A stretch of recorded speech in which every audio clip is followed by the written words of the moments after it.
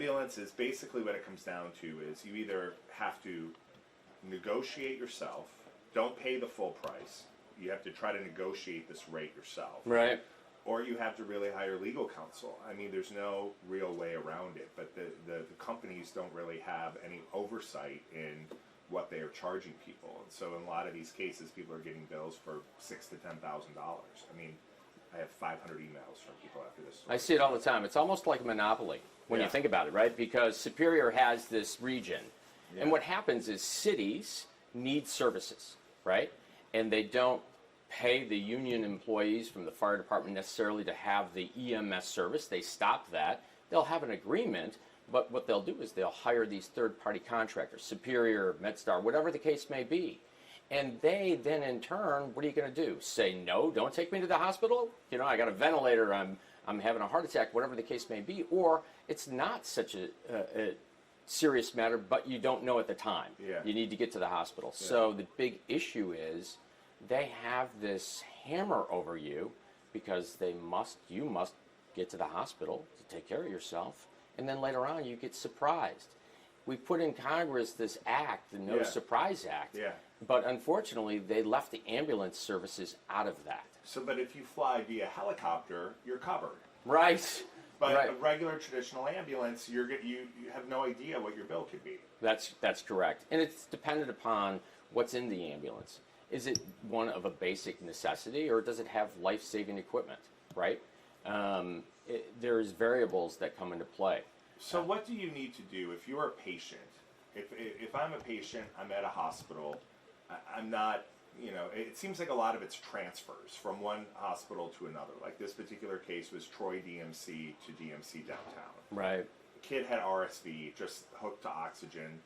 No lights. Right. Drove posted speeds. Right. What should you be doing in those situations if they're asking you or suggesting that you should take an ambulance transfer?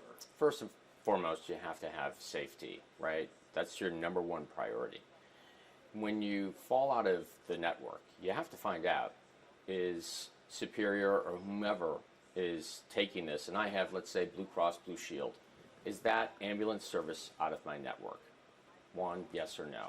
Two, is this an emergent situation where I can't be transferred some other way?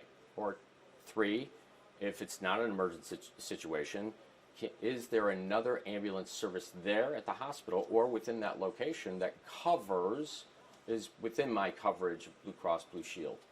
So the fight is Blue Cross and Blue Shield has a fight with this ambulance service. The ambulance service says this is what we charge. Blue Cross Blue Shield says no, we're capped at this number, right? And so ultimately that's the fight. As a citizen, as a person, and this is not a situation of a car accident or anything like that. That's a caveat. You need to be able to challenge the bill for the services. What was it that I was transported in? Who were the people that were there? What were the accommodations made? Was it an emergent situation?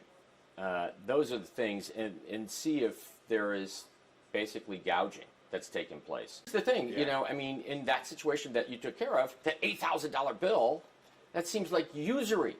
It seems it's impossible for someone to have that charge for 15 miles, right, to get from one hospital to another just because Superior fell out of the network of Blue Cross Blue Shield. So then in that scenario, when you get that bill, you're saying contact the provider, whether it's Superior or whomever, and try to work a deal. You have to. Essentially just say, I'll offer you this much. Yeah, or you hire an attorney and, you go at it. But then it's sometimes the cost, for that outweighs the benefit. But a lot of times these companies will say, well, how much are you willing to pay? Or, offer a cash amount that you're willing to pay right now and maybe it goes away. I mean, unfortunately, that's kind of where we are right now.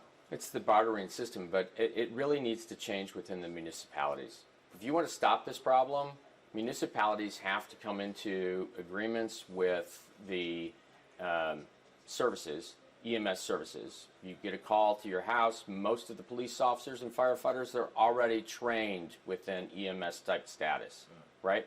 And they need to be able to figure out a way to enter agreements with third parties that don't gouge the city and the residents. So then if I make my way to the hospital and they are suggesting that I be transferred to another facility, and it's maybe not life or death, hopefully. Right. And it's a situation where they just don't have the equipment there and they need me to go somewhere else.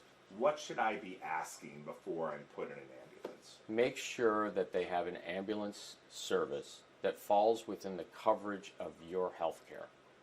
If you are covered by Blue Cross Blue Shield, you don't want an ambulance service for some Richmond city out here, which we just read about, that is outside of your coverage.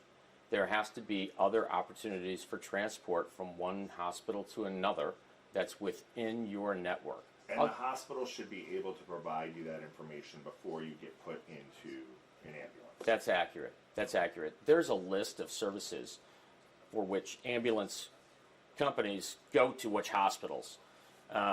And that's something that should be mandated. So a lot of this goes back to, as you mentioned, the No Surprise Bill Act during the pandemic, right? Right. And ambulances for transport don't fall under it. Helicopters do. 13 states now have passed their own legislation saying we're going to cap private ambulances at this amount.